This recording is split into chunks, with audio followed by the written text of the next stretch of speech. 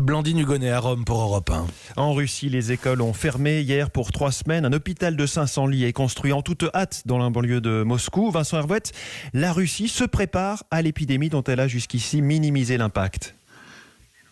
Alors, le coronavirus porte mal son nom. Il a fait 15 000 morts dans le monde, mais pas un seul Russe. Le Kremlin est formel, 48 contaminations sans aucun décès.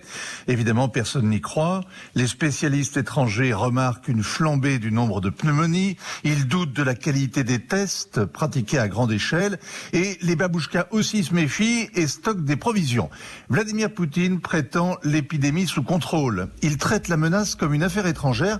Il a donc bouclé très tôt la frontière avec la Chine. Il met les voyageurs en quarantaine et il frime en envoyant à Milan cette semaine une centaine de médecins qui ont combattu le virus Ebola en Afrique avec des véhicules de désinfection épatant à la télé.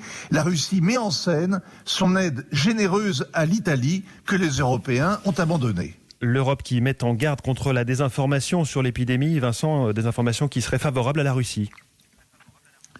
Ah oui, alors Bruxelles dit que des trolls russes utiliseraient la crise pour semer la division. C'est vrai qu'il y a des internautes russes qui s'étonnent qu'il n'y ait pas de masque en France, mais les Français aussi s'en étonnent. Des complotistes imaginent une arme biologique américaine, mais cette rumeur est partie de Pékin. Le vrai machiavélisme de Vladimir Poutine est ailleurs. Il a profité de l'épidémie pour amender la Constitution, mettre 100 000 caméras à Moscou avec la reconnaissance faciale, interdire à l'opposition de manifester et oublier ses promesses de croissance.